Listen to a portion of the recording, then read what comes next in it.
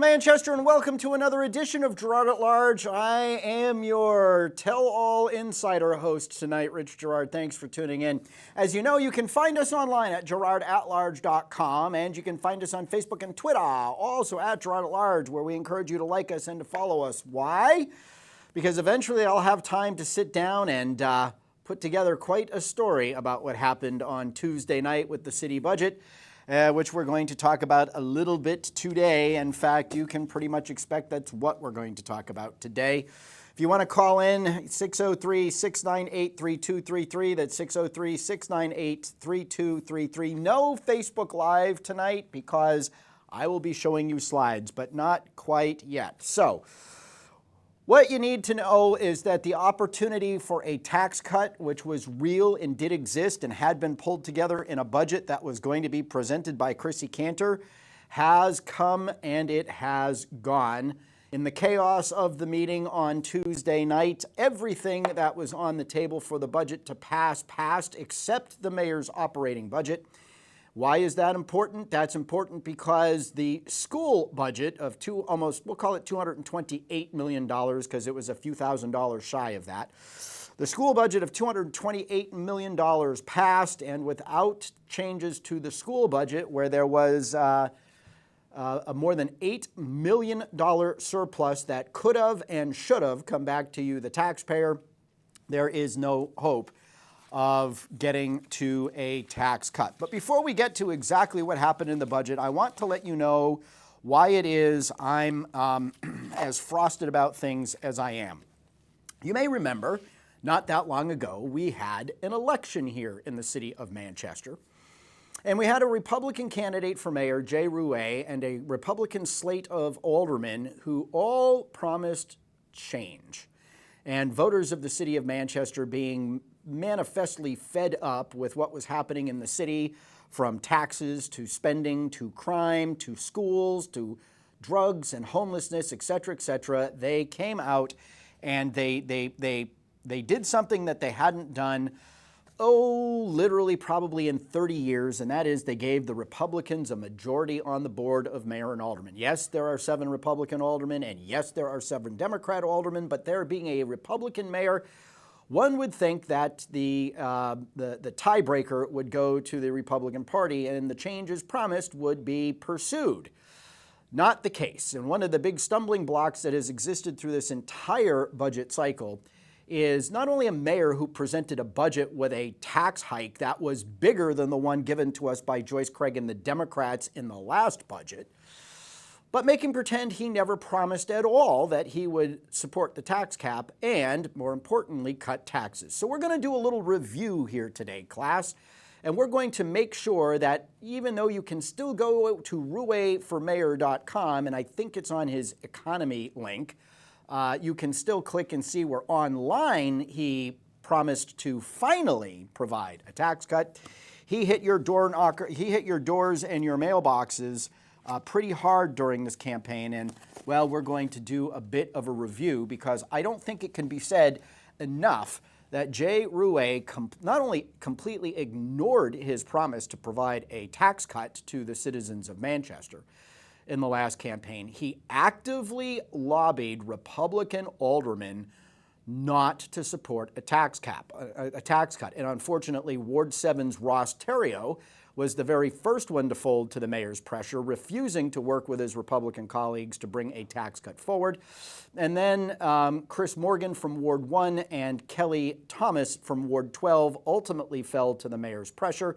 As of Monday, we had there were 6 votes for a tax cut, but the mayor continued to pressure aldermen who, Thomas and Morgan among them, who gave up on the bringing forward a tax cut budget, and that's where things sat. But we're going to get through some of those machinations. But this, ladies and gentlemen, this piece is called a door piece, right? You probably saw it in your door. This is one of the pieces that said Jay Ruais would, quote, strengthen our economy by reducing spending and delivering a tax cut. We're going to show you just how far from that mark he was. This is another door knocker piece. You may have seen this one. Strengthen our economy by protecting the tax cap, prioritizing and reducing spending, delivering a tax cut, promoting a business-friendly culture while streamlining and the permitting and regulatory process. That streamlining thing really hasn't happened either, by the way, but he was going to prioritize and reduce spending and deliver a tax cut. This is a mail piece. This one was for the primary. It says right here, reduce spending to deliver a tax cut, quote, the only candidate who won't raise your taxes. Oh, another mail piece. This one was for the primary. Lower spending to deliver a tax cap, support the lower spending, to deliver a tax cut, support the tax cap, and never raise taxes. Survey says. Strengthen our economy, promote a business-friendly culture by streamlining the permitting process and reducing spending to, quote, finally deliver a tax cut. Anybody get a match? Strengthen our economy by reducing spending to deliver a tax cut in yet another mail piece. Let's see, this one just says reduce spending to deliver a tax cut. There we go. Anybody keeping count of all of these? Reduce spending to deliver a tax cut. These are all general election pieces, by the way. Oh, this is another primary. The only candidate who will bring fiscal discipline to our city and won't raise your taxes. That's what he said in the primary for this one. See, the head in the sand. Do I get this right? There we go. Reduce spending to deliver a tax cut. All of that from meanwhile, his campaign sent out pieces attacking Kevin Kavanaugh. What did he say about it? Allowed property taxes to skyrocket, hurting both businesses and residents. He has allowed property taxes to skyrocket, hurting businesses and residents. Hit pieces on Kevin Kavanaugh. The funny thing is it's looking like Kevin Kavanaugh never voted for a tax increase as big as the one that Jay Ruais proposed. So with that, we're going to get to some numbers, okay? So you probably remember, if you pay attention, that the mayor proposed a budget that only increased your taxes by 3.86%. Well, as we've alluded to on this show, that number was incorrect. In a follow-up series of questions to the mayor's office after he released his budget, they discovered, their response to a follow-up series of questions that I sent in response to his budget presentation discovered that they erred in some of their revenue calculations, and they had the city finance officer send out a memo with the corrections saying, oh, don't worry, it didn't affect the tax rate. And I thought that was awfully weird because, well, there was $1.4 million less in revenue, which of course affects the tax rate. Now, as I shared with you multiple times on the show, repeatedly asked for what's called the line item detail on the budget. And 9 weeks later, I believe it was, because I asked for that at the end of March, I got it at the, April, May. I got it toward the end of May. Middle May, it was 9 weeks, I believe. It was 6 anyway. It was a long time. We'll leave it at that. I got the line item detail, and the line item detail had what's called a budget summary sheet with the adjusted numbers. I'm going to share some of them with you right now. You get that graphic, B? I hope they can see it as well as I can. All right. So if you see on the left-hand side in green, that is the last budget that Joyce Craig and the Board of Mayor and Aldermen put together. Okay, the tax rate was $18.86 per thousand, and the tax rate increase for that budget was 3.43%. That's 3.43% was the tax hike from the last budget done by Joyce Craig and the Democrats on the Board of Mayor and Aldermen. Now, let's put that graphic back up. In purple, you see the amount of money that an increased spending and taxes. In the middle, the top number is the increase in spending. The increase in spending was $8,225,382. So bring it back to me. So for a guy who said he was going to reduce and prioritize spending, he just gave you a budget that increased spending by over $8.2 million. Back to the slide. In addition to that $8.2 million in new spending, he increased taxes by $11 million, $11,075,688, which means the tax rate went up 83 cents. The tax hike for this budget proposed by Jay Ruais was almost a full percentage point bigger. It was almost 30% bigger than the tax hike given to us by Joyce Craig and the Democrats. Over on the right-hand side in yellow are the final numbers. So the total city appropriation went to $437.1 million. Total taxes raised went to $261.4 million. The tax rate went up to $19.69 for a projected tax hike of 4.42%. So if you paid $5,000 in taxes, this budget would give you a tax hike of about $225, $230. Okay, that is the baseline that we started with Jay Ruais. Now, Tuesday night, Pat Long, who says that he worked with the mayor among other aldermen, most notably Bill Berry, Ward 10, Jim Burkish, Ward 9, and the mayor acknowledges that he worked with them to come up with revisions. And one of the things that the mayor did is he was twisting the arms of multiple Republican aldermen, was just basically say, hey, listen, this is my budget with a lower tax rate because of the additional revenue that has since become available since I put my budget together. And it's not unusual for mayors' budgets to not have revenues included that the aldermen later get to have because, April, May, and part of June, or certainly April and May, are kind of consequential months in terms of city spending and city revenue collection. So, things often happen and nobody holds that. But, one of the things that Alderman Long in his budget with the full support of Jay Ruais did was they added a whole lot of spending that, they never explained. They just said they added it. $25,000 because all of a sudden the appraisers needed subscription software. The city clerk all of a sudden needed $51,000 for election worker pay.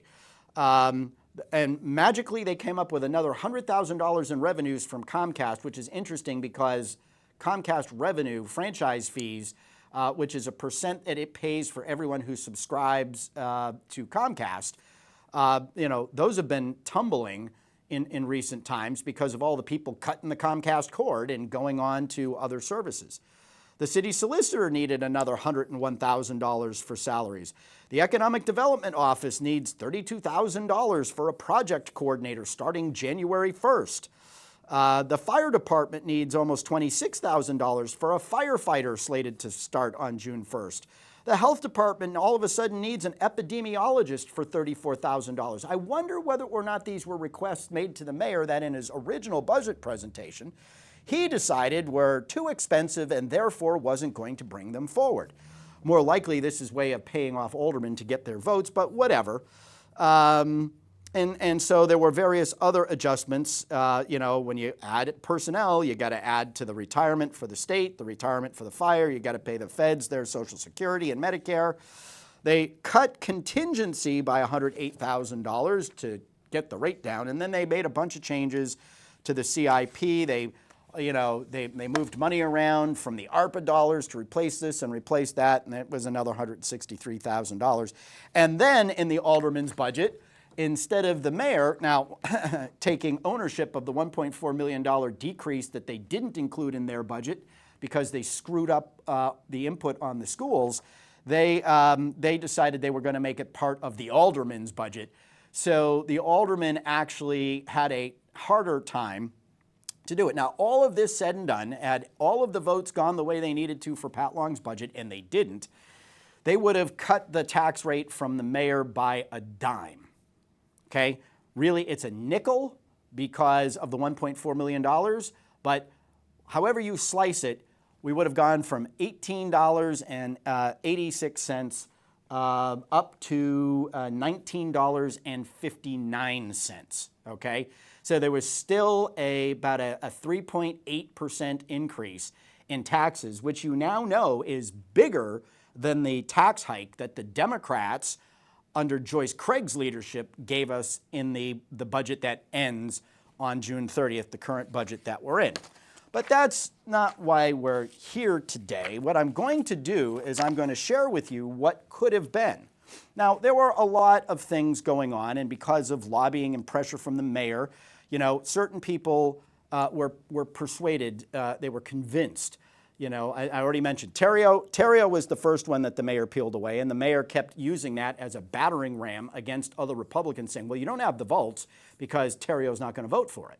He told that to multiple Republican aldermen, and ultimately it affected at least Chris Morgan, who got discouraged through the whole thing and decided, that he was out. And that presented problems for the other Republican aldermen who wanted to move forward, because Chris and I, I am just here to objectively tell you guys what happened so you know where the tax cut that you could have had went and why it wasn't presented. And so because, Chris sort of unplugged, disengaged, and spent time talking to the mayor and guys like Dave Wibby and other people who, really don't have his best interest in mind. Imagine being the mayor, right? Imagine being the mayor and your Republican aldermen come up with a tax cut, and that tax cut is something you, and he said, would vote against, despite all of the mail here that he sent, all of the things he left on doors telling us that he would be the mayor who not only would he be the only one to not raise their taxes, he would finally give this city a tax cut. Imagine being put in that position. And why wouldn't he do it? One reason and one reason only. He didn't like what he called the optics of cutting the school budget the way it would need to be cut in order to give a tax cut. Now, I know to some of you that sounds terrifically draconian, like we're gonna kill our children's future for the sake of saving a few pennies on the tax cut. Now, remember that few pennies comment, because that's part of what he used to turn votes, to turn Kelly Thomas and to some degree Chris Morgan away from the tax cut budget that they were otherwise going to support, because it was just a few pennies. Well, okay. Well, all of this work that they did only cut the mayor's tax rate by 5 cents. So why go, if it's just a few pennies, why go through the machinations of it all, right? Right. Well, I guess not. So because schools ultimately became the big issue, we're going to share with you some of the presentation that was going to be given by Alderman Cantor, and then we're going to get into why it wasn't given. And what it basically means. So you now know that Jay Ruais, whether it's the budget he proposed, the budget documents that he originally put forward that showed an almost 3.9% tax cut, or the one with the accurate numbers that showed a 3.9% tax hike, or the 4.42 that it really was, you now know that either way, the budget that Jay Ruais put forward had a bigger tax increase than the last budget Joyce Craig did. And with that, let's get into some numbers, shall we? Can we have the first slide in the presentation, please, Brendan? So I pulled this data together because one of the aldermen, Chris Morgan, was interested to see over the years how city side and school side spending, because the budget essentially has two sides, right? It has the school operating budget, and then it has everything else. Well, in the category of everything else going back to 2020, you spent about $159 million on all of your city services while you were spending $179 million on the schools. And you can see year after year that really went up. It didn't really go up a lot, right? In 2021, the city spending went up $200,000. The school spending went up $4 million. In 2022, the city went up about $3 million. The schools went up about $1 million. In 2023, the city went up pretty healthy number, $7 million. And the schools also went up about 7 million, so there was some parity there. But take a look at 2024, right? Big increase in the city, right? Almost, call it $9 million for the city. But look at the whopping increase for the schools. That's almost a $37 million increase in spending, okay? So here you have your school board, telling you how desperately underfunded they are, and yet we take a look from 2020 to 2024, and what do we see? We see about a $46 million increase in spending over that 4-year period of time. So the idea that we're starving our schools is one that the numbers flatly reject. Next slide, please. Now, one of the things that they like to do is say, oh, in the state of New Hampshire, we have the lowest per pupil funding or near the lowest, and it's such a tragedy. Well, one of the things, let me bring it back to me for a second. One of the things that you need to know is that the state of New Hampshire does not count all of the dollars that are spent on schools for their per pupil expenditures. One thing, they don't count any money that we spend on debt service. They don't count any money that we spend on what's called school food nutrition. That's the school lunch program. They don't count any money we spend on transportation. All right, and the city of Manchester has a transportation budget that's somewhere in the ballpark of $15–16 million. Debt service of another 11 or 12, and then school food and nutrition. So we've got, $30 million anyway that the state doesn't count. But what the state also doesn't count are federal funds that are not appropriated by the Board of Mayor and Aldermen and come directly to the school board and are allocated without any oversight by the Board of Mayor and Aldermen. Let's put the slide up now. So when you add what are called federal title funds, which is money that we get because of the level of poverty we have in our district, you see that there's another $18 million in 2020. So the total spend in 2020 was $197.3 million. In 2021, that rose to just a shade over $200 million. And then 2022, we start getting something called ESSER funds. That's the school version of what the city calls ARPA dollars. Those were COVID dollars, emergency COVID relief funds. So in addition to over $19.4 million in title funds, there was almost $27 million in 2022 in these ESSER dollars. So your total school spending was $230 million in 2022. In 2023, that rises to $236.6 million.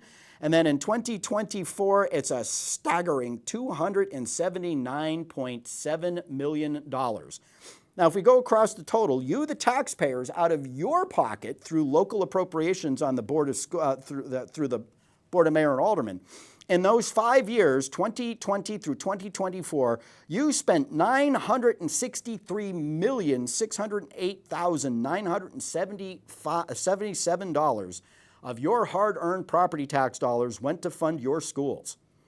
Another $95.6 million came in from federal title funds, and a whopping $84.5 million came in 3 years for ESSER funds, for a total amount of money spent on your schools in the last 5 fiscal years of $1,143,761,437. That's over $1.1 billion. None of the federal title funds, none of the ESSER funds, and tens of millions of dollars, more than $100 million of your tax dollars, not counted in the per pupil assessment that guys like Jim O'Connell like to toss around as proof of how we're starving our children out of their futures. Let's look at the next one. Now, meanwhile, we did do the per pupil math, and I pulled all of these numbers off of the state reports, and in doing so, I have a little secret to share with you. Bring it back to me. I have a little secret to share with you. I found that the schools were actually lying in their budget presentations. So if you take a look at the fiscal year 25 budget presentation, they are projecting a decrease in students to 11,851. You know what I found? I found that 11,851 was the number of students they reported were enrolled in the Manchester School District on October 1st of last year. And when you take a look back and you look at their budget presentations, you can see that their projection of the future number of students in our schools has consistently been the reported number of students as of the prior October, which means we're going to have fewer than 11,851 kids in our schools. So the numbers you're about to see are accurate, but they won't be accurate for next year. Let's put them up. So in 2020, you had $197.3 million. You had 13,218 students for a total per pupil spending of $14,925. In 2021, $200 million, 12,380 students, big fall off there for a per pupil spending of $16,155. 2022, $230 million, 12,428 students. It's the only year there was a bit of a bump in the student enrollment, but $18,517 per student. In 2023, another big drop off in the number of students, $236.7 million, 12,016 students, $19,695 per student.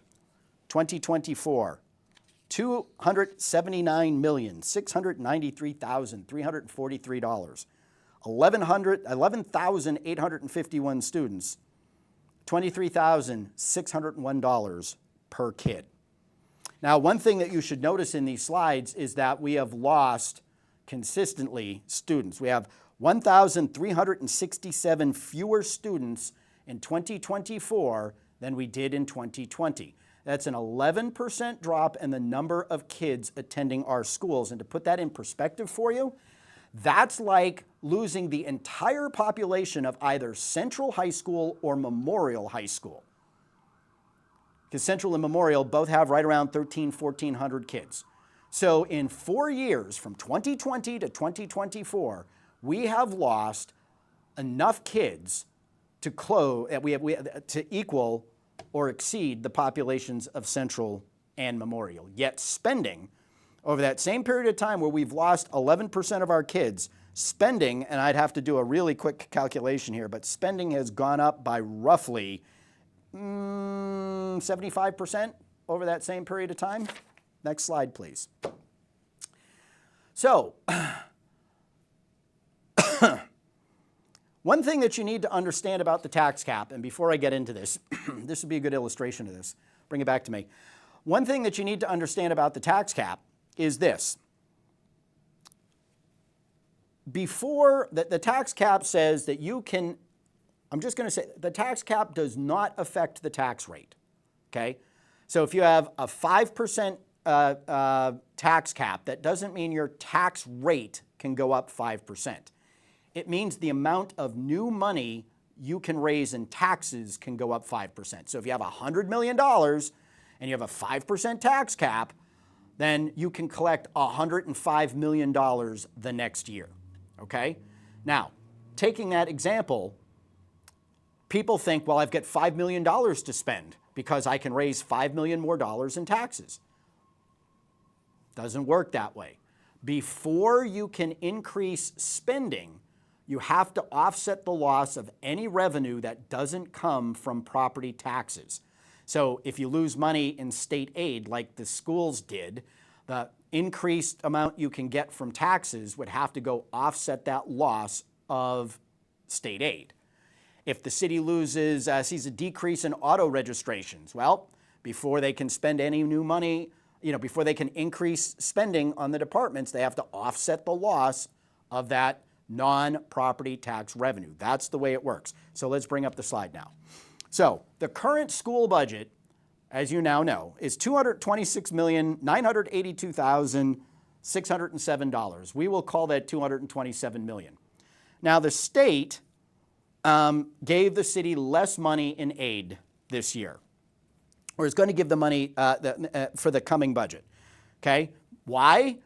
Not for any other reason than we continue to lose students because the aid we get is on a per pupil basis. So for every kid we get money. And for some kids, like kids who are on the free and reduced hot lunch program, or the number of kids that we have who are reading below grade level in the 3rd grade, we get what's called catastrophic aid. All right, so we lost over 100 kids, overall population, but we saw the number of kids on the free and reduced hot lunch program crater. It was like 400 or 500 fewer kids. So that's where we're losing this state aid. Let's bring it up. So that state aid isn't being lost for any other reason than we are losing students, and we're losing students in 2 ways. We're losing overall numbers of students, but we're losing specific kinds of students that, frankly, are worth more money to the city. Okay? Now, one of the tricks that the school board did last year, and they admitted at the budget hearing, at the budget meeting on Tuesday night that they did it, was they took money out of their expendable trust fund and they counted it as a revenue specifically to offset the loss of state revenue from last year, which also saw a $7 or $8 million decrease. So because the tax cap works the way it works, you start first with what you were spending. And because this budget doesn't raise taxes, there are no taxes to offset those losses. Therefore, spending must be cut in order to meet the tax cap. Okay? So that would bring the school district budget down to $216,223,108. To that, we'll add the $25 million, $25.1 million they said they were going to get from the federal government in what are called federal title funds. And this budget would have been $241,319,161, a per pupil expenditure of $20,363, assuming we had 11,851 students, which of course we won't because numbers continue to decline. But the budget is based, according to their own budget documents, on the number of kids they had on October 1st, 2023. Okay, so that's the way it works. You have to reduce spending by the lost income, the lost non-property tax income, or the difference between that loss and any increase in taxes. Now, what the schools did this year is what they did last year. I don't have a slide for that, but what the schools did this year in the budget is what they did last year in the budget, except it's worse. And Joe Kelly asked the schools questions, and he got them to admit that instead of coming to the Board of Mayor and Aldermen after they closed the books on their budgets and asked to retain the $8.4 million in surplus, they got so much money from the city last year, not even they could spend it all. They got an extra $37, $38 million, and they're gonna have about $8 million left over. Not even they could spend it all, okay? So what ended up happening? They took the projected surplus, plus they took more money out of their expendable trusts, which are really emergency savings accounts, right? If you overrun a line item, you can use that line item, that specific trust for that specific line of health insurance, for example, right? So health insurance, oh, gee, we had a bad year in health insurance. We have $1.5 million shortfall in the health insurance line item, kind of like the city does this year. We can take $1.5 million out of the expendable trust. The normal way for the schools to do things is if there's any surplus in any of those specific lines or at all, they come to the Board of Mayor and Aldermen, they say, we have surplus, can we add it to our expendable trust? The Board of Mayor and Aldermen almost always says yes. Well, now they've got they've got $31 million in those trusts until the end of the year, at which time they'll make the $3 million transfer out, because it's a revenue. Folks, is taking money out of your savings account a pay raise for you? Well, it is if you're the school board. So they're going to add that pay raise, that increase in revenue, to their budget at the end of the year so that they break even. But in addition to that, this year what they said was, well, we're projecting an $8 million surplus. We want to use $7.8 million of that surplus to offset the loss of state revenue. Why is that important? because if you offset the loss of state revenue, then you get to spend more money, because now the money you get from property taxes can be spent because the revenue loss has been covered, okay? So they're admitting that they're using surplus as a revenue so that they don't have to cut their spending under the tax cap, and then they turn around and say, oh, we're tax cap compliant. Well, I suppose in a very technical sense, they may be, because they've covered that revenue loss. The problem is this year, they only had to cover $3 million, and they couldn't do it. Next year, because of the budget that the Board of Mayor and Aldermen just approved, they have $9 million in one-time revenue that will fall off the books and be required to be offset by any increase in property taxes next year. So if we continue to lose state aid at the rate that we have continued to lose it over the last several years, you could be looking at somewhere between a $15 and $20 million loss of non-property tax revenues in the school budget, which means there are either going to have to be some pretty draconian cuts next year in the school budget, or there's going to be a hell of a lot of pressure to override the tax cap to make sure that it doesn't happen. And let's be honest, you have continued decreasing enrollment. Why did the school spending go up so much? You know, Mayor Ruais likes to complain about the hole that the Mayor Craig budget left him in, and how he had to dig out, and he had this $11 million hole. Well, he sat there and did one of these as the lame duck board was pushing through over $11 million in pay raises for the schools and over $300 million in facilities projects that are going to cost the taxpayers $18 million a year in debt service starting in the next fiscal year for the next 25 years. So I don't want to hear about the hole that Joyce Craig's budget put him in when he could have put a stop to, $30 million in school operational spending costs? If he had just opened his mouth and said something, but he didn't want to do it because he doesn't want to upset the apple cart. And remember, he doesn't like the optics of cutting the schools. Well, who does like the optics of cutting anything, never mind schools? But when you take a look, $10 million, $11 million sounds like this draconian cut. Well, it's not a draconian cut. It's less than 5% of their budget. And then next slide, please. And when you take a look at their proposed budget and you see that they're carrying more than 40 positions, full-time, 42.3 to be exact, full-time equivalent positions that they paid for with their COVID emergency funds. They're pulling those into the operating budget at a cost of $3.6 million to the tax cap, to the taxpayer. And then they made pretend that they didn't have any retirements or resignations coming in their budget. And because there are over 50 retirements and resignations that will be effective by the end of this year, there's easily $1 million to $1.5 million in their salary and benefit line items to account for the difference between teachers retiring at top of scale and teachers coming into the district at considerably less money, which is typically what happens when you replace a retiree with a new teacher. Now, they might not be brand new, but chances are somebody who's been teaching for 35 years isn't going to be moving into Manchester to get the top of scale pay. So there's easily $5 million of that $11 million cut that could go away without anybody noticing or caring. Because frankly, when you take a look at the 42 positions, very few of them are teachers. Most of them are administration type of jobs. And it's crazy what we're looking at. And they have over $28 million in expendable trust dollars. And they like to say, well, these are dedicated funds and they can only be used for certain things. And that is not an untrue statement. But what is also true is that the Board of Mayor and Aldermen can move that money around between the trusts to reallocate them if need be.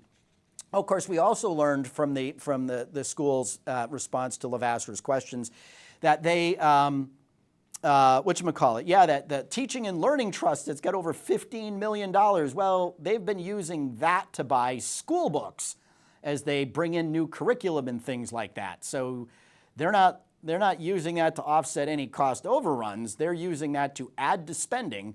And all of that spending will come back on the tax rate when that trust goes away. But, for all they say, well, we're not supposed to. Look, the school board can move money around any line item it wants. It can create shortfalls within specific line items that it needs to create in order to get money out of those trusts. I'm not necessarily suggesting they do that, but the idea that they're handcuffed to certain expenditures is not really borne out. So let's go to the next slide. So one of the things that the budget that you will never see presented, and I'll get to that in a minute as to why, is that $8 million in surplus that next slide please, that $8 million in surplus that was given to the schools so that they could artificially inflate their spending and claim to be following the tax cap, could have and should have, in my opinion, come back to the city. And that was the opinion of several of the Republican aldermen, including Chris Morgan, until he changed his mind after getting advice from people who apparently know better, changed his vote and voted for that $228 million school budget the other night. A third, the way the ordinances in the city work, a third can go to the tax rate, a third will go to what's called the rainy day fund, and a third will go to what's called the revenue stabilization account. Well, $8 million is a big number, so $2.667 million goes to the tax, goes to lower the tax rate. That's a pretty big drop in the tax rate, as is an $11 million cut in the school budget, or a $10 million cut in the school budget. 2.667 goes to what's called the severance reserve account, which means the money we have in the severance line item. What severance, you ask?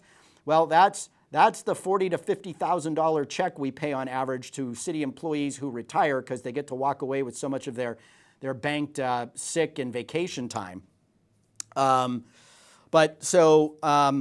You could completely eliminate what's in the budget for severance because you've just put so much money into the severance reserve fund. And then $2.6 million goes into the rainy day fund. Now, every $1 million is 8 cents currently on the tax rate. So, as I said in my testimony before the board on Tuesday night, if you take, if you took $4 million of the $5.4 million that have got to go into reserve accounts and you put them on the tax rate, you could lower the taxes. You'd lower the taxes by 32 cents, or roughly about 1.6, 1.7% more than the tax cut that you'll never see because it didn't get proposed. Now, there's a funny thing about it's called the Revenue Stabilization Reserve Account, also known as the Rainy Day Fund. There's a cap on this, and you can put it up, B. There's a cap on how much money can be in that account. And because of that, and the cap is 5%, and right now it's around, it's almost 7%. So when you do the math, which is what this is showing you, it's showing you that the operating expenses for the city side of the budget in the current fiscal year are projected at $178.7 million. 5% of that amount is $8.9 million. The current revenue account is projected to have over $12.3 million. Therefore, there's about $3.4 million that can be put into the budget to lower your taxes. Because the way the ordinance reads, it says it right there in red. 5% of the actual operating expenditures for the most recent to the requires. Okay, I didn't put on all of it. But it says that the excess shall be transferred to the undesignated fund balance, which is the surplus, to lower taxes without further action. It's a mandate. The Board of Mayor and Aldermen isn't even supposed to vote on it. Go to the next slide. Next slide, please. Oh, I think I pulled the mic down off of the phone, so I hope nobody calls. So the next slide basically says, well, we can skip by that actually because it's not there anymore. And we go to the summary, okay? So Mayor Ruais' budget increased the taxes from $18.86 per thousand to $19.69 per thousand, a spike of about 4.42%. The budget that Alderman Cantor was going to propose reduced taxes to $18.76. Now, the mayor was prodding certain aldermen saying, it's not worth it, it's just a few pennies on the dollar. Well, the budget that Alderman Long worked with the mayor to bring forward only cut taxes from the real mayor's tax rate by 10 cents, but from the false mayor's tax rate of 5. So they brought down the proposed tax hike from the mayor by 5 cents. Alderman Cantor's budget would have brought the tax rate down from the current rate by double that amount. So why go through if it's just pennies on the dollar to have a smaller tax hike? Why not go through that trouble to have an actual tax cut? And not for nothing, all we did with the school budget was actually apply the tax cap as it's written. Now, there were other changes that I would have made to the operating budget. For example, the mayor's office told me that there were 16 vacancies in the police department, and about a month later, there was an article in the New Hampshire Sunday News that said there were 23. So the $1 million that, and an interview that shortly after that article that Chief Oldenburg did on the radio said that, yeah, they had hired 7 new officers so far this fiscal year, but they had lost 7 officers. So that it was a wash, okay? So why am I going to put $1 million into a budget where the number of positions saved by that $1 million, 10, is literally fewer than half of the vacancies there, and the police department has shown itself over the last several years to be unable, through no fault of its own, but to be unable to fill all of the vacancies. So you got $1 million worth of float in the police department's budget because the mayor liked the optics of adding money to police, because all of these flyers talked about how he was strong on public safety, didn't like the optics of actually cutting schools down to, what a horrible thing to do, to make sure that they were only spending $20,363 per student, which is probably more because there are probably going to be another couple hundred fewer students that will be, in the system next year. And there you go. So those are the numbers. But for the first time since maybe 1999, somebody told me that there was a tax cut under Frank Ginton. If there was, it was that year that Bedford paid $10 million to get out of the tuition contract that it had with the city so it could pay its own, build its own school. But the last tax cut that this city had, other than that, if it happened, and I don't remember if it did, and I'm not saying it didn't, was the tax cut that came in the late 90s. I was on the Board of Aldermen, and it was a bit of a flashpoint between myself and Mayor Ruais, who saw $29 million fall from the sky from the state of New Hampshire for education funding. That money could have cut taxes by $8.25 per thousand at the time, and Ruais gave all but some of it to the schools, and instead of cutting taxes by $8.25, he cut them by $1.49 and then went on to lose re-election, which he would then later blame me for. But that is a story we have told and aren't going to go over again. So what happened on Tuesday night? Well, you've gotten some background. You now know that Ross Terrio refused to support a Republican tax cap budget. You know that Jay Ruais was working like a banshee behind the scenes to make sure that other Republican aldermen didn't, and he kept using the fact that he had won Terrio over to the cause early as a reason not to bring it forward. You don't have the votes. You're just going to embarrass yourself. You're going to get the people who want more school spending mad at you. You live in Ward 1, Chris. You can't afford to have that. I think Chris has got a lot of taxpayers up there in Ward 1 that would be very happy to have a tax cut. Kelly Thomas apparently bought into the pennies on the dollar and cooperate with the Democrats because they may give us something. And, we should be working with everybody and not just, well, listen, you had 7 Republican aldermen and a Republican mayor who campaigned every single day on cutting taxes in this city, only to not even acknowledge he made the promise when he did. Now, there was a tactical blunder that took place during the meeting. That is the reason why Chrissy Cantor did not bring that budget forward. And there were plenty of opportunities for her to do it. The mayor was expecting her to do it. He's like, is there another budget proposal? Alderman Long's like, is there another budget proposal? Alderman Berry's like, when are we going to see the other budget? So there were multiple, not only opportunities, but there were literally invitations. And so why didn't she do it? Well, voicemail messages and text messages I had with Alderman Levasseur confirmed that he sent her a text during the meeting telling her not to do it.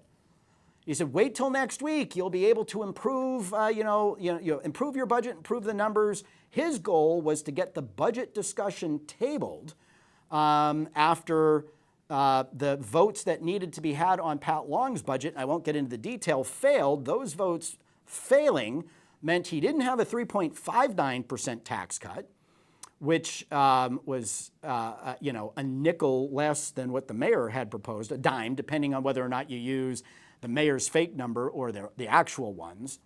But those votes didn't pass, so the tax rate was up at 4.07%. And nobody's going to vote for something over 4%. Well, no one should have voted for any kind of tax hike when they could have by applying the tax cap, and knowing that the schools had padded their budget, and knowing that they were still going to be spending in excess of $20,000 per kid, and knowing that had they made those cuts, then maybe they would be forced to revisit this disastrous facilities plan that's putting additions onto buildings that have excess seats now, meaning they've got room for more kids, but we're putting additions onto them even though they already have room for more kids, and they're seeing continued decrease in their enrollment. What did we saw? We saw a more than 10% decrease in enrollment from 2020 to 2024, and we think we need additions? And not for nothing, the area bleeding most heavily are the middle schools, which are getting, $200 million plus in expansions.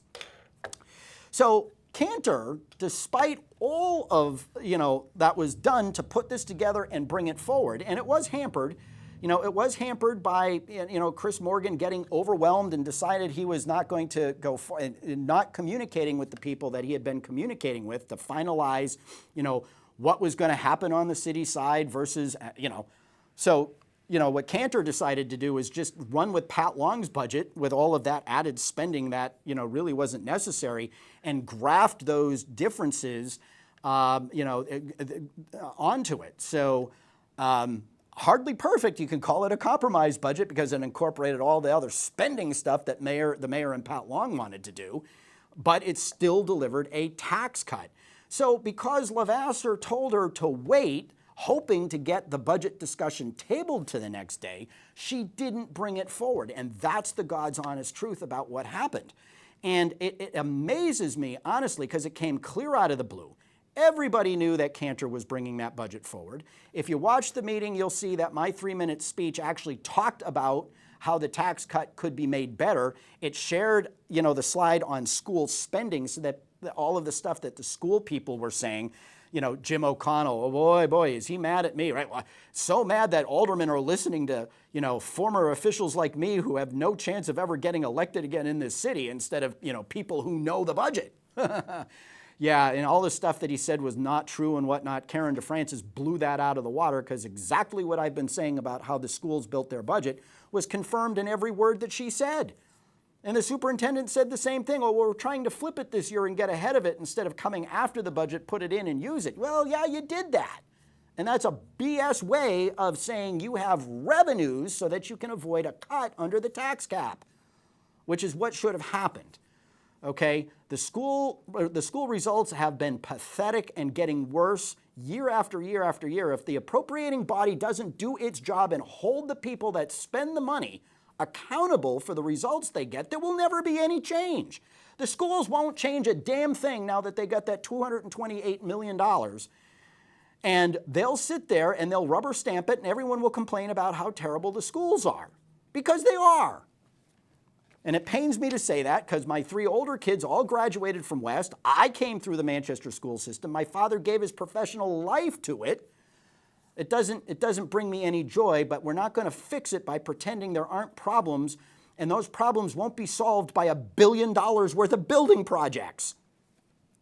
But So it was a complete tactical blunder on Levasseur part, because there was no way, he should have been able to read the tea leaves. There was no way that they were going to get that tabled. The people who were going to vote for Long's budget weren't going to walk away, and they didn't, and they started to piecemeal it. And, you know, the mayor was, I mean, we can talk about him vetoing his own budget, but if you watch that meeting, okay, and if I were in that position, I probably would have done it too, but I wouldn't have been in that position because I wouldn't have been twisting arms of Chris Morgan and Kelly, Kelly Thomas, and kudos to Norm Vincent and, Chrissy Cantor and Ed Sapienza, who stood up to it and said no. Okay, kudos to them. But I wouldn't have spent time splitting my own party, working against my own aldermen who wanted to honor my promise to cut taxes. I would have brought him in and said, hey, here's how we're going to get to a tax cut, or at least here's a plan. Let's get your feedback and let's move forward and give the people a tax cut. Let's start holding those who spend our money accountable for results. But they didn't do it. And so, but there was no way, and, somebody, well, if Kelly Thomas didn't pick up on the mayor's desire to table. Well, Kelly Thomas could have changed her vote on tabling. That vote on tabling, by the way, went the way every other vote on the budgets went. Okay? Ross Terrio didn't vote to table, so it would have lost and it would have lost by 8-6 instead of 9-5. It still wouldn't have happened. Okay? So, but Levasseur was also talking that day about bringing forward his own budget next week. He even mentioned it in response to something that Tony Sapienza said, and he's like, well, I'll bring it in next week. Okay, and and here's what's going to happen. They're going to take the budget that Pat Long put together with all that spending that I read through. They're going to take that revenue, because Levasseur was asking me about that. We were in contact with him throughout the day as we were building the presentation, updating him, letting him know what was going on and all that fun stuff. Why? He's the chairman of the board and nominally, anyway, the leader of the Republicans on the board, since the mayor isn't much of one. So, he knew what was going on with this budget. He asked me specifically to send him the ordinances that showed there was a cap on the amount of money that could be in the rainy day fund. And so my guess is that he or the mayor or somebody is going to bring forward a budget that takes all of the changes that Pat Long made, make the changes that they couldn't make that night, which were, like I said, they're not worth going into. But now there's $3.4 million that they'll pull out of the rainy day fund, or whatever the final number ultimately ends up being, and they'll put it on the tax rate, and they'll say, look at that. We gave you a smaller tax hike than you would have gotten had we voted on a budget Tuesday night. And that will be true. But what won't be true is that you could have gotten a tax cut and you didn't. And the difference between what Cantor could have brought forward and maybe you can put the summary. Was that on the summary slide? I may have forgotten to put it in. But the difference between what Cantor put forward and what the mayor put forward was almost 5%. The tax cut from the mayor's budget to the Cantor budget was 4.7, it was 4.75%. It was right around there. So if you're a homeowner and your taxes are $5,000 a year, you could have seen about a $250 tax cut. And somebody may scoff at that. $250, hey, that's somebody filling their gas tank for a month. That's somebody going grocery shopping for a month or two. In an area, in a time when nobody has seen anything go down, stabilize, never mind go down.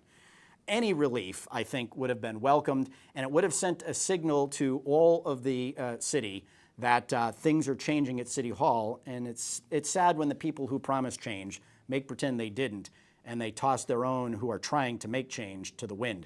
I am your ever humble host, Rich Girard. Thanks for tuning in. Until next week, be good to be all. Don't do anything we wouldn't do. We're proud to have in the audience. Thanks so much for being there. Good night.